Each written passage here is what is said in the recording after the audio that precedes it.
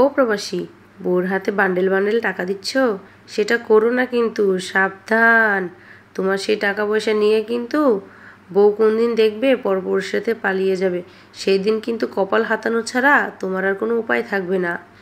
তো বন্ধুরা, এই কথাগুলো হচ্ছে আমার প্রবাসী ভাইদের ফ্যামিলির জন্য, প্রবাসী ভাইদের জন্য, প্রবাসী ভাইদের স্ত্রীদের জন্য। তো নমস্কার বন্ধুরা, আমি হচ্ছি মিতু। তো দেশ এবং দেশের বাইরে থেকে যারাই আমার ভিডিওটি দেখছেন তাদের সবাইকে পরিস কিচেন ব্লগে স্বাগত। তো সবাইকে প্রথমে আমার একটা ছোট্ট রিকোয়েস্টের কথা জানিয়ে নেই। সবার কাছে আমার একটাই রিকোয়েস্ট, যারা যারা আমার ভিডিওটি এখন দেখছেন তাদের কাছে একটা রিকোয়েস্ট, তারা একটু লাইক করে প্লিজ পুরো ভিডিওটি কন্টিনিউ করে একটা কমেন্ট করে যাবেন। আর যাদের কাছে আজকে আমার ভিডিওটি নতুন গিয়েছে তারা প্লিজ সাবস্ক্রাইব করে আমার চ্যানেলটির পাশেই থাকবেন। তো বন্ধুরা, যেই কথা বলতেছিলাম সেই কথাগুলো কিন্তু না বললেই না।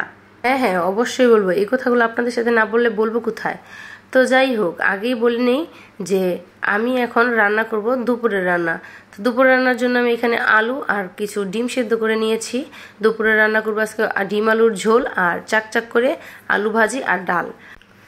তো তেমন বেশি কিছু আমরা রান্না করব না, কারণ আমরা শুধু মা মেয়ে খাবো, তার জন্য বেশি কিছু রান্না করার প্রয়োজন নেই। কারণ পুরুষ মানুষ ঘরে থাকলে হয়তো অনেক রকমের আইটেম করতে হয়, আর আমরা তো মা মেয়ে, আর আমার মেয়ে তেমন কিছু খায়ও না, আর আমি শুধু, তার জন্য ডিম ডাল আর আলু ভাজি করব। তো যাই হোক, যেই কথাগুলো আপনাদেরকে বলবো বলেছিলাম সেই কথাগুলো কিন্তু অবশ্যই বলবো। আর আপনাদের কাছে আমার একটা রিকোয়েস্ট, আপনারা আমার এই কথাটা পুরোপুরি শুনে তারপর আমার কমেন্ট বক্সে একটি কমেন্ট করে যাবেন, আপনার সুন্দর মন্তব্য জানিয়ে দিয়ে যাবেন। তো যাই হোক, এগুলোকে এখন আমি রান্না করে নিব। এই তো আলুগুলোকে তেলে দিয়ে আমি ভেজে নিব, একটু ভালো করে কড়া কড়া করে লাল লাল করে ভেজে নিব। তো যাই হোক, এই দিক দিয়ে আলুগুলো ভাজা হোক, আর আমি আপনাদের সাথে যে কথাটা শেয়ার করব বলেছিলাম, তো সেই কথাটাও আপনাদের সাথে এখন আমি শেয়ার করে নিব।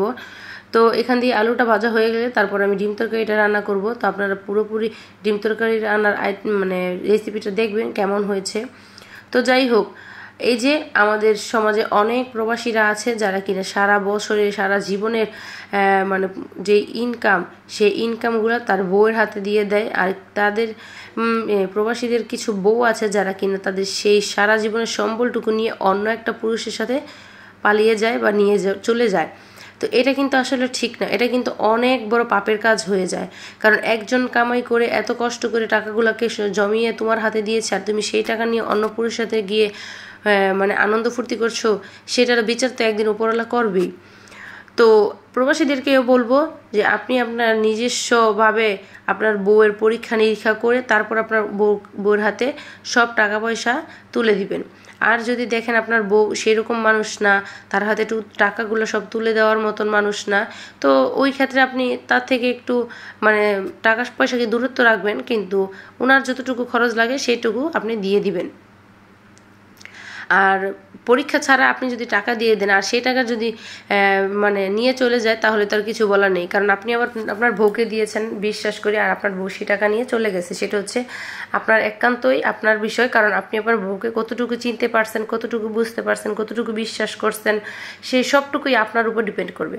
তবে যাই হোক, আমি বলবো যে আপনাদের বউদেরকে আপনারা মানে বিবেক দিয়ে বিচার বিবেচনা করে, জ্ঞান দিয়ে বিচার বিবেচনা করে তারপর তাদের হাতে টাকা পয়সাগুলো তুলে দিতেও পারেন, আবার আপনার কাছে চাইলে রাখতেও পারেন। সব কিছুই আপনার উপর নির্ভর করবে, কারণ আপনার ওয়াইফ কেমন সেটা আপনি ভালো জানবেন। তো যাই হোক, আমার কথা বলছি, আমার স্বামী কিন্তু শুধু আমার জন্য খাবার খরচ বা সংসার খরচের জন্য যে টাকাটা লাগে সেই টাকাটাই উনি পাঠিয়ে থাকেন। কারণ আমার সংসারে আমার সন্তান, আমার শাশুড়ি আর আমরা তিনজন মানুষ, আমাদের সংসারে যা খরচ হয় সেটা উনি মোটামুটি মানে জানতে পেরে গেছে যে কতটুকু টাকা লাগে। তো সেই অনুযায়ী তারা আমাদেরকে টাকা দিয়ে দেয়, ওই টাকা দিয়ে আমি পুরো মাস চলার চেষ্টা করি। এর বাইরে কিন্তু উনি আমাকে কোনো টাকা পয়সা দেয় না, কারণ ওনার সব টাকা উনি ওনার হাতেই রাখে। আর আমিও কখনো বলি না যে ওনার সব টাকা পয়সা আমাকে কেন দেয় না। ওনার টাকা পয়সা ওনার কাছেই থাক, আমি আমার মতন করে চলি। যখন আমার যা প্রয়োজন হবে তখন আমি ওনার থেকে চাইলে পেলেই চলে, কিন্তু ওনার সব টাকা পয়সা যে আমার হাতে দিতে হবে এমন কোনো মানে নেই। তো বন্ধুরা, আপনাদের সাথে কথা বলতে বলতে কিন্তু এদিক দিয়ে আমার ডিম তরকারিটা হয়ে গেছে। দেখুন কত সুন্দর হয়েছে, কালারফুল। ডিম তরকারিটা কিন্তু অনেক মজাদার হয়েছিল। যদি আপনাদেরকে খাওয়াতে পারতাম তাহলে কিন্তু অবশ্যই আপনারা বুঝতে পারতেন। এই দেখুন, এই সাত থেকে ওই সাত একদম কাছাকাছি, দেখছেন একদম কাছাকাছি। তো তার জন্য একটু রেলিং দিয়ে দিতেছিল উঁচা করে, দেখতে পাচ্ছেন। তো কি করতেছ? রান্না করতেছ? তাকাও তাকাও, সেইখানে আসলে সেই জায়গাতে রান্না করে।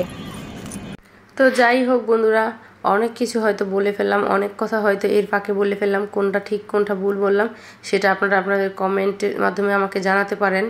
তো যাই হোক বন্ধুরা, আমার ভিডিওটি এই পর্যন্ত। আপনারা সবাই ভালো থাকবেন। নমস্কার।